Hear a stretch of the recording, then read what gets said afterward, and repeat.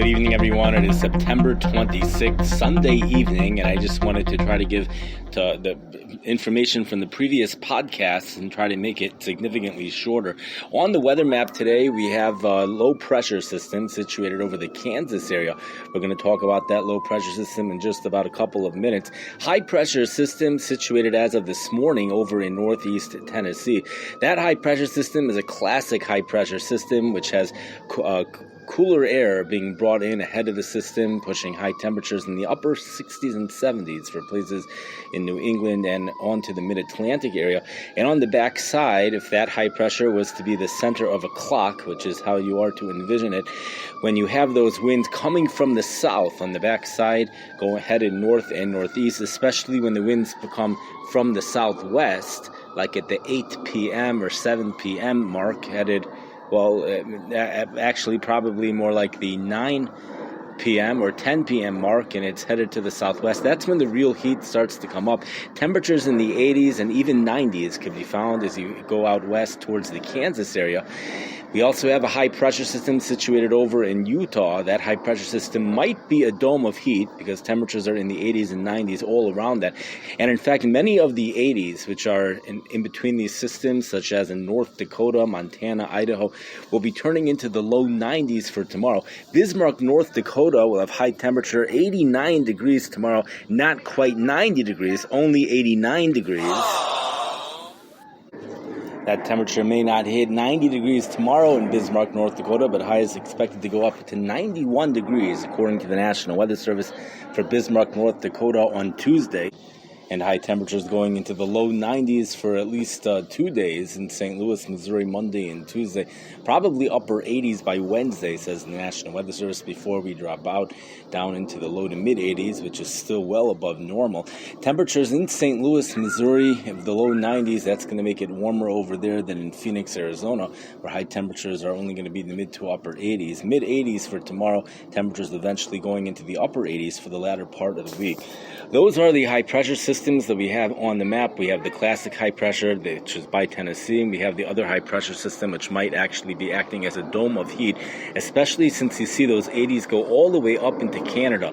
And we have a strange low pressure system over in Kansas. I call it strange because there are no fronts associated with it, and there's not even any precipitation associated with it on the weather map that I'm looking at. However, the Storm Prediction Center has put that part of the country under a severe thunderstorm risk, so perhaps there is some type of precipitation associated with it. It's just not showing up on the weather map, or perhaps there's dry thunderstorms that's around that area. Plenty of red flag warnings, which would support those dry thunderstorms, issued for that area. Red flag warnings means there's extreme fire danger. Dry lightning is one of the things that does it, but those areas are not known for getting dry thunderstorms, so perhaps we will see possible thunderstorm development. Maybe there's just no organized system over there. Another possibility as to the low pressure over there is just that, similar to the low pressure systems that are always in the desert southwest for the summer seasons, a solid 6 months from April to October, is even though there's no precipitation or fronts associated with the low pressure systems in the desert southwest, it's not a storm system, just conditions are so hot over there and so much hotter than the surrounding areas that heat rises quick enough to create its own low pressure. Could be that those temperatures in the 90s in Kansas, especially mid-90s in Wichita, Kansas, and Tulsa, Oklahoma. I'm sure we will read about places tomorrow morning, places that hit probably the upper 90s for today, and it would be even more exciting if we get up to a high of 100 today someplace in Oklahoma. That you never know, that's possible.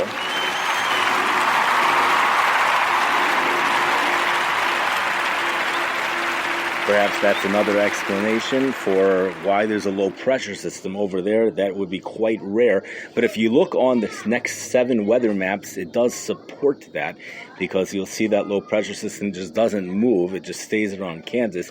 It really, really looks very similar to the low pressure system that's on those maps for the desert southwest. However, Tom Skilling informs us that for the next couple of weeks, we have an omega, at least for the next week, we have an omega Omega blocking pattern, which is taking place. Omega, it means from the Greek alphabet, the letter Omega. The wind pattern aloft will be following a pattern that looks like an Omega. That's going to bring a high-pressure ridge over to the Midwest, bringing warm temperatures, probably something similar to a heat dome, with a trough in the jet stream, low-pressure trough going over in the Rockies, and another one on the East Coast.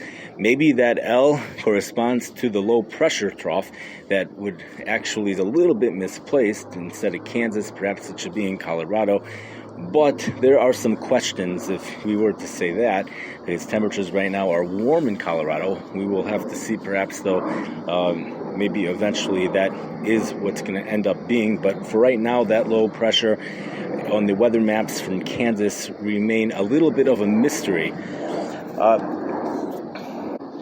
We have a reminder that we have just gone through the September full moon. It's called the harvest moon or the corn moon, which takes place on the Tes Vav Tishrei. It is, for those that call it the corn moon,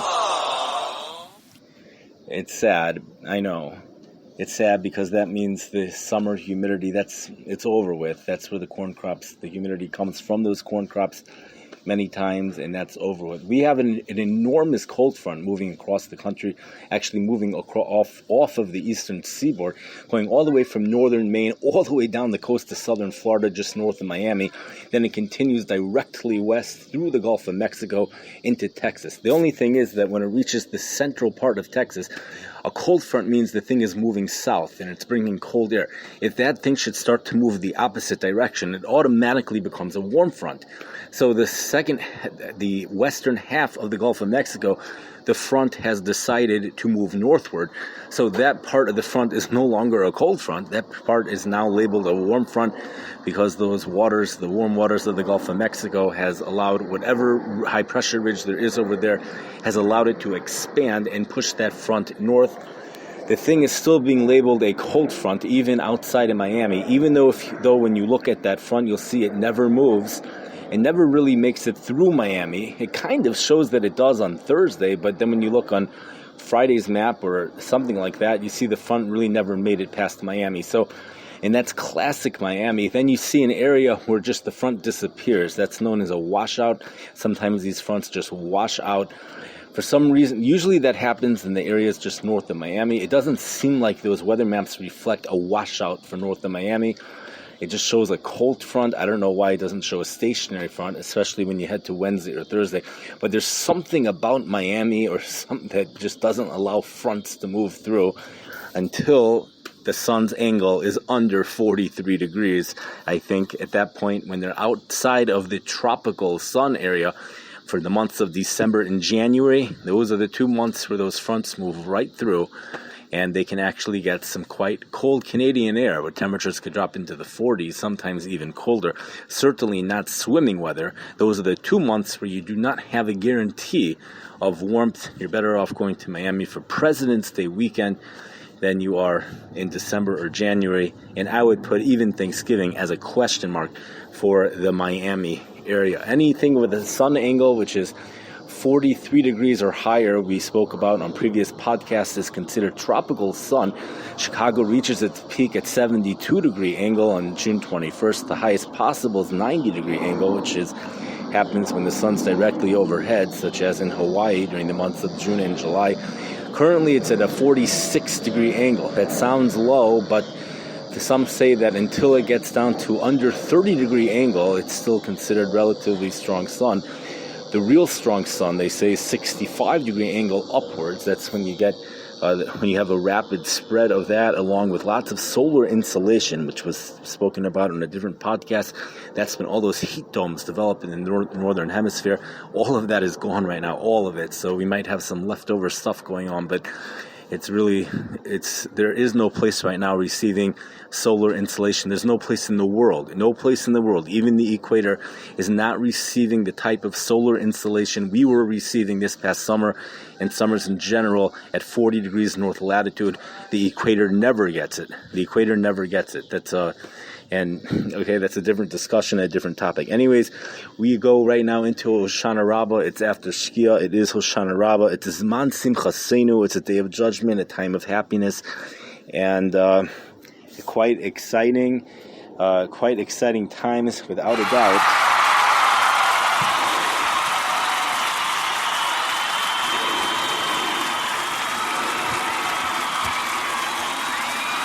This podcast has been done within 10 minutes, so it started off 27 minutes, we're down to 10 minutes, and I could probably even make it shorter than that, but I don't know if I'm going to go for that right now. I don't know if I included the Chicago weather. Temperatures in the 70s for the rest of the week. Chicago is going to be north of the front, but anywhere south of the front, temperatures will be in the 80s. We remain south of the front until tomorrow later in the day. We become north of the front. The winds turn in off the lake. Highs will be in the 70s. Much of the Midwest will remain south of the front, such as St. Louis, which we spoke about. Lake water temperatures are in the low 60s. I'm not sure why highs are expected to be in the 70s if winds are off the lake, and the water temperatures are in the low 60s, but that's what the forecast high is. Today, waves were 2 to 5 feet. Tomorrow, 2 to 4 feet. And Shkia today was already at 6:40 p.m. We're dropping about a minute a day, sometimes 2 minutes, so not any earlier than 6:38 tomorrow. Might be 6:39, something like that, and about 6 minutes earlier for South Bend, Indiana. The weather is pretty much the same in South Bend. It's a little bit warmer there than it will be here in Chicago. They're going to be closer to the warm air of the front. Temperatures will be closer to 80 degrees this week than it would be in Chicago, but in Kankakee, highs are expected to remain in the 80s for most of this week. The next 3-month outlook shows above normal temperatures, and for the next October shows above normal temperatures are very likely, says Skilling. Warm air temperatures approximately 10 degrees above normal in general, and Skilling expects drought-like conditions to develop, just really warm, and it doesn't look like we're going to have to pay a price for this warm weather this time around. That's yay.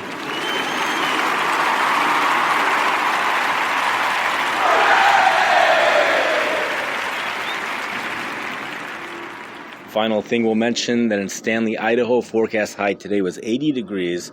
Overnight low tonight, after a high of 80 degrees, overnight low tonight, 27 degrees.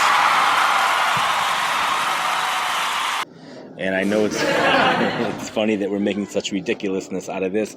Thank you for listening. Have a wonderful Hoshana Rabbah, a meaningful Hoshana Rabbah, and have a wonderful Yontif. Great week.